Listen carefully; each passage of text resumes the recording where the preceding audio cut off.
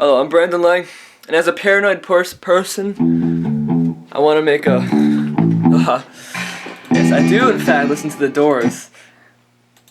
I do in fact listen to The Doors while I write my book. And I am writing the book, by the way. It is, in fact... Oh yeah, I'm a very paranoid, so I want to have on record, because I'm very paranoid that while I work on this media center, someone who has access to my computer might steal my fucking works, because of how great it is. It is November 24th, 2014. 10 p.m. I should probably get to bed soon, actually. Damn, it is night outside. How can I prove the date more? Let's go to Yahoo. Let's just look at separate news outlets. Yahoo. Okay, this is what's on the news.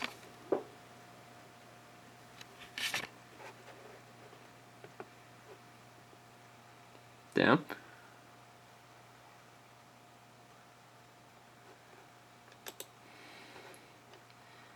It's on the news.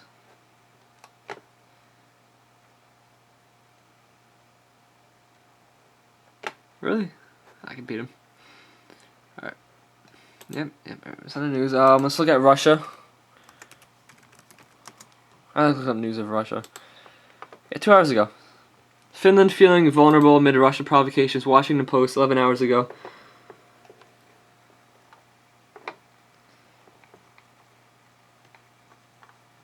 Brandon Lang, this is of Brandon of Shrubbery Hill. Yes. Yeah, this is the interview. This is all this stuff you saw. I don't have to read the entire fucking thing now. I'll even click on another one. What's even closer in time? 4 hours ago. Oh no, I don't know. Closer to. They took another fucking country. Those bastards. Annexing Yeah, on Al Jazeera. I'm not even gonna trust this website. Yeah, I'm sure they're annexing that. I'm sure they also took over Germany by now, too. Now, go over to Ducks. Alright. That's what I have. From behind the building, keeping... Yeah, it's on Chapter 3. He just talked about the kid in the Twilight Zone. I haven't reread that, so I don't know if it's good yet. So, obviously, it'll be a different final form, but this is before I edited it. Oh, it's still in Chapter 3. Still Chapter 3, man walks out of the bar. I don't want to film the whole fucking book, though. That's Brandon Lang. That's when I started it. I work on it in the media center, where I do work on it in public. I wrote like 4 pages today, which is great. 11 font, and the pages aren't as big. None of the books I have are pages that big. I've actually begun War and Peace. I've read 10 pages. A third of it is in French so far, which makes it longer to read. But yeah, these aren't the size of a page. You're maybe the size of a page, which makes you shorter, actually. Damn it, are you the size of a page? No, I don't have any books that size. So yeah, the words will either be of the same size font, but pages squeezed down, or just on a smaller font to fit pages. If it's on a smaller font, then fuck, I only have 11 pages. But if it's going to be on, the same font, but with smaller pages, then I say maybe I have like 17 pages by now. Oh, it's good to squeeze the pages number up. Too short of a book, it's not a book.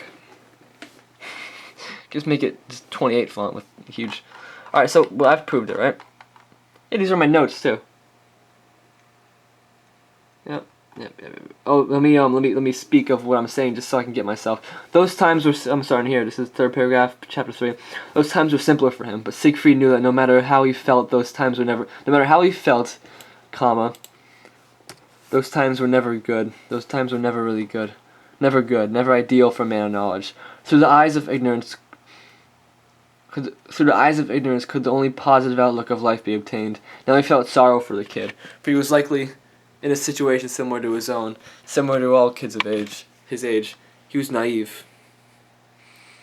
Siegfried could even recognize the episode playing on the knob-controlled television, the very first one, he believed.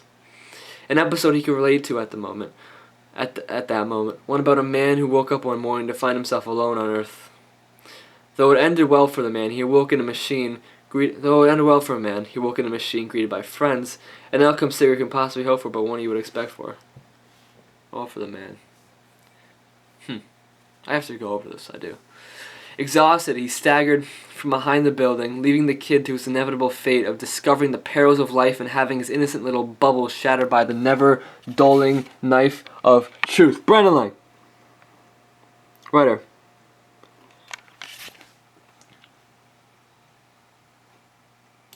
Give him some I don't want to give too much backstory because I'm pretty sure no one gives a fuck about Siegfried. We don't want to hear about this generic backstory. How many stories did you steal that from, Mr. B-Man?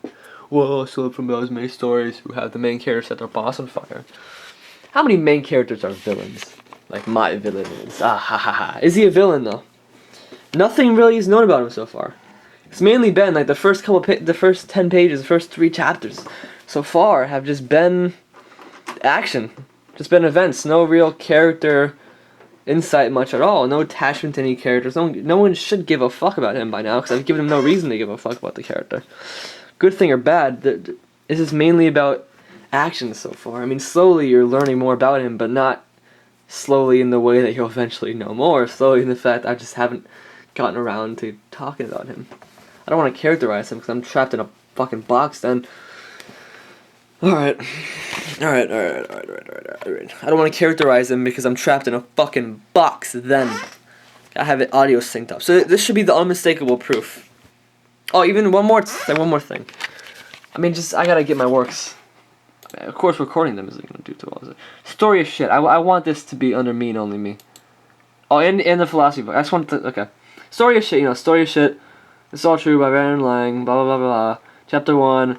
So it was the last day week of high school, and I just finished the Spanish final. I finished after only 40 minutes in the 2-hour time table, leaving myself to wait an hour. Okay, yeah, you got this. So I have to go through all the fucking 140. This is the most I've ever written. 100 and something pages. 140, I think. Most I've ever written, ever.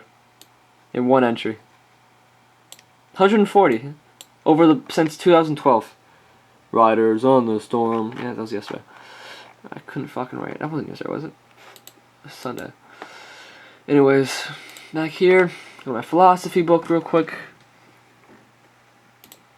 Since I already have all these shit. Okay. Purgatory. Oh, that's a poem. No, I don't want that. No, I didn't want that poem. My ghost. No. There you go. No, that's my movie ideas. Orgasmic. I sent these into college. Hold on. The Mysterious Man. It starts with a guy driving a car. He gets in the car. He goes with fog. He falls to the edge. He has a flashback. Then he wakes up in a farm or in a field. Then he goes to the city. All that shit. All this, you can read all these if you're interested in it. Goes to the city. Blah blah blah blah. Eventually, at the end, he goes to a graveyard. Family drives off into the sunset. I'm gonna go to the outline. I sent it to college. I don't want it to be stolen by me.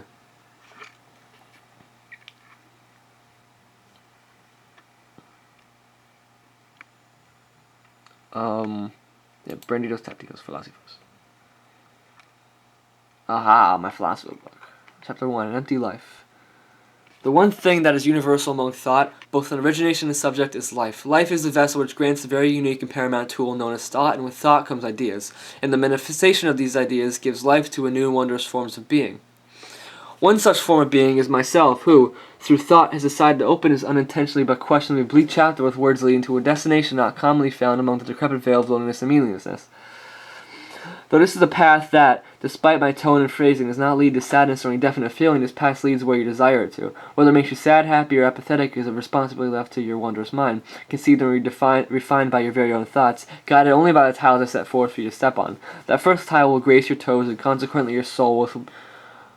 The first tile that will grace your will be one that carves open life and brings to light its inner core, which is empty. 13 pages.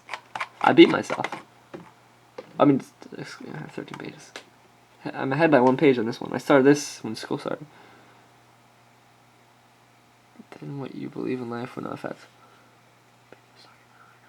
External existence, that is the one they will be and have always been. And a person's comparably insignificant opinions would have zero impact on the existence of these ends or realities, thus alleviating the issue of what it is a person believes in their life. Now this is a greatly worded and expressed book. How many chapters do I have? 3? 4? What is after nothing? What's so great about happiness? I have to do that. Why don't my chapters start at the bottom of the page? Pursuits of... these are great names except for what is so great about happiness. An Empty Life. Yep, you can guess what that's... I like my chapter titles to summarize what's going on in the chapter.